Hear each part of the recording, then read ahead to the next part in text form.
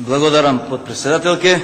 Почитувани колеги пратеници, предлог законот кој што го предлагаме, а кој што веруваме и би требало да биде прифатен, затоа што иако сте пратеници од власта, и вие би сакале да знаете кои се систематизациите на работни места и на слободни работни места во државната администрација во Република Македонија.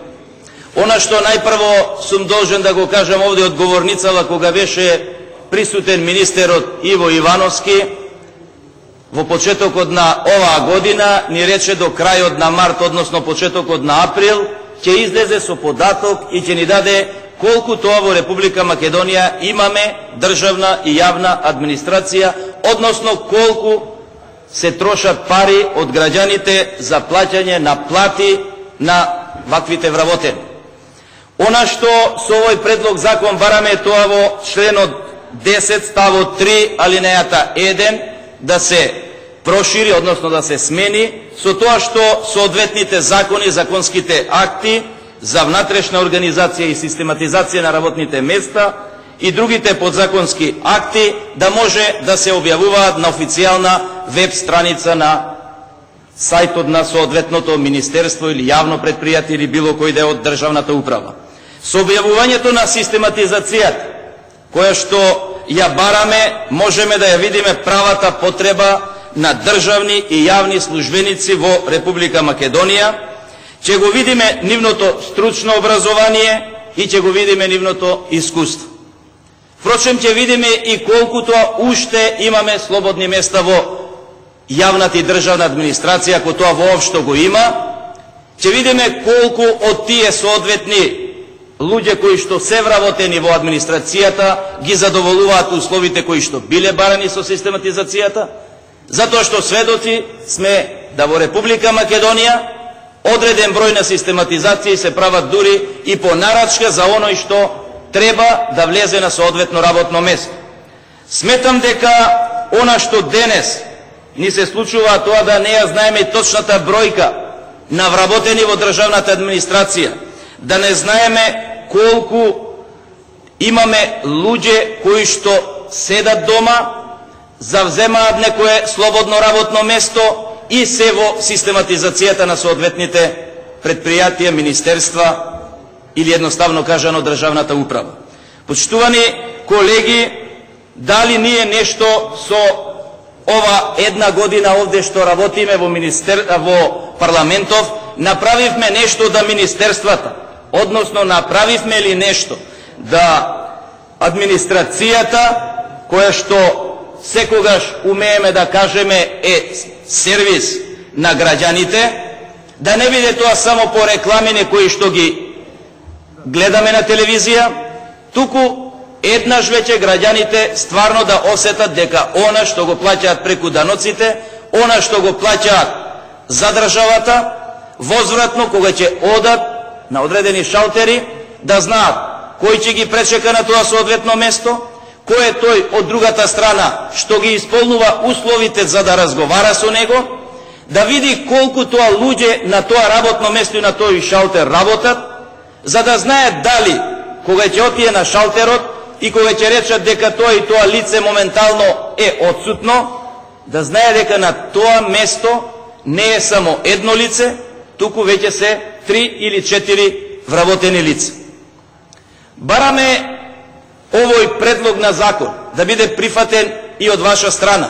Не само ние да дојдеме до некоја информација за систематизацијата, колку тоа ни е потребно вработени кои што ќе можат да ги исполнат сите оние сервиси кои што ги бараат граѓаните на Република Македонија. Ние сме мала држава, многу малку имаме вработени луѓе кои што плаќаат придонеси и даноци од она што го работаат како вработени, и сигурно дека редно ќе биде сите во Република Македонија најпосле да сватат дека систематизациите кои што не се објавуваат најчесто и не се на увид ниту на пратениците, а не да зборуваме за граѓаните, имаат во нивните слободни места секогаш празен простор за да може да се вметне било кој со било какво образование. Сведоци сте овде кога зборувавме дека само во судот во Тетово имаше наеднаш примање на 40 вработени лица, имаше се, само немаше правници, само немаше луѓе со правосуден испит. Од географија, историја, филозофија и сите тие други образованија, меѓутоа морало луѓето да најдат соодветно работно место, тука нашле слободен простор и тука ги вметнале. Да не зборуваме за управата за јавни приходи, каде што 2006 година само во регионалната дирекција Тетово зголемен е бројот на вработените за 50%. Па, почитувани колеги, што тоа во Република Македонија тргна на подобро? Што тоа се разви во економијата? Што тоа се разви подобро во услугите кои што требаше и треба да им се дадат на граѓаните на Република Македонија? Што е тоа со систематизациите кога разговараме секогаш од другата националност ќе дојдат и ќе кажат дека еве не сме доволно вработени во администрацијата? Што да кажеме ние во Западна Македонија? И нас ни одговара да видиме со таа систематизација колку има вработени.